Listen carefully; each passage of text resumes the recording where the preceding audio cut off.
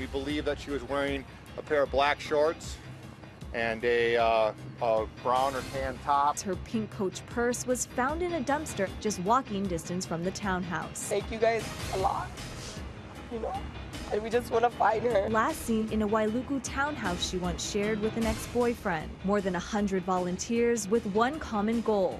Just really shows how strong we are. Hellish mysteries in an island of paradise. Tonight, twin mysteries in Maui. Two women seemingly vanish into thin air in what we all consider paradise. It has been a trying time. Police working to reassure people there is not a serial killer on the loose in Maui. Investigators say these two cases of these two missing women are not related. Well, if so, what is going on? My very special guest tonight says the last time anybody saw her mother was 6 weeks ago when she was on her way to meet her ex-boyfriend for dinner. What does he know, and why is he not cooperating with police?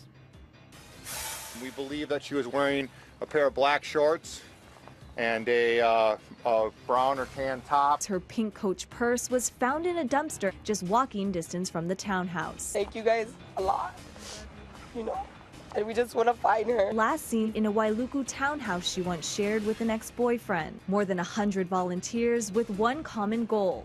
Just really shows how strong we are in Hawaii. Police say 46-year-old Moraida Monsalve's ex-boyfriend is considered a person of interest tonight because he was the last person to see her. Her ex, Bernie Brown, is not cooperating with the investigation, according to cops. In fact, he has left Maui, and investigators are taking heat for allowing that to happen. Listen. He's a person of interest. We know that he has left the island.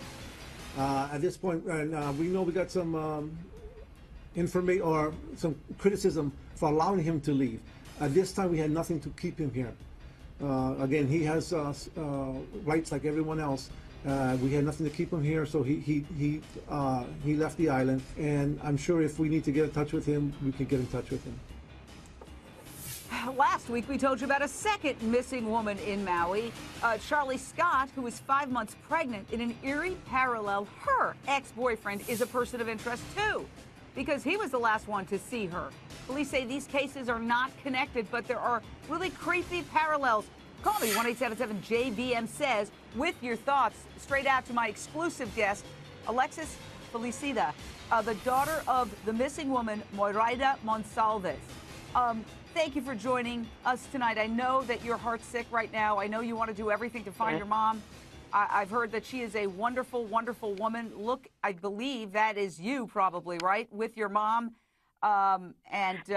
There you are having good times with your mom in paradise. And now this is a nightmare for you. So what do you know about her last moments before she disappeared? Who was she with? Well, I didn't know that she went over to Bernard's house after she dropped me off at the airport. She went to a school meeting with my brother for college, picked me up from the mall. We went and had a couple of beers. She dropped me off. She went back to the same lounge we were at.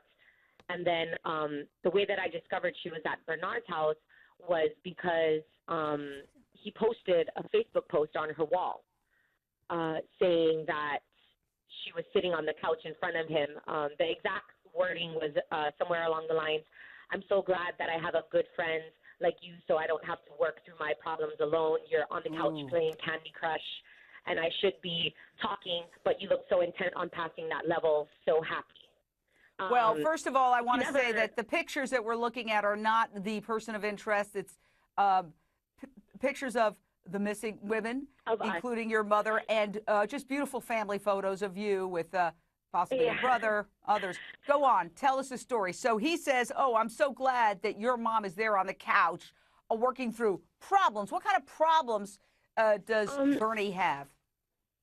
Well, it's Bernard. Okay. Bernard is his first name, but he, they've been together on and off for 2 years. They broke up for about 6 months last year. It was a very, it wasn't a smooth relationship. It would maybe be good for about a month or two. and then go back to where it was. Me and my mother had a very open and close relationship. We talked about everything.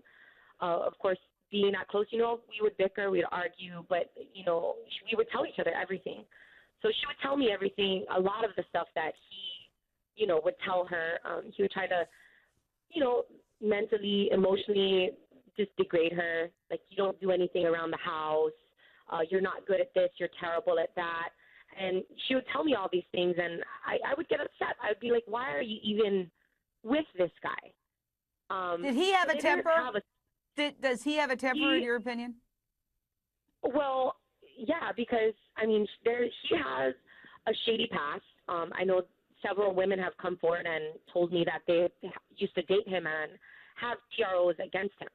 Okay, we have been unable to confirm that independently, and we invite Bernard on anytime on our show if you're watching, because I know he's left the island. Quick question, do you know if he left with an overnight bag, or did he pack up and leave as if permanently?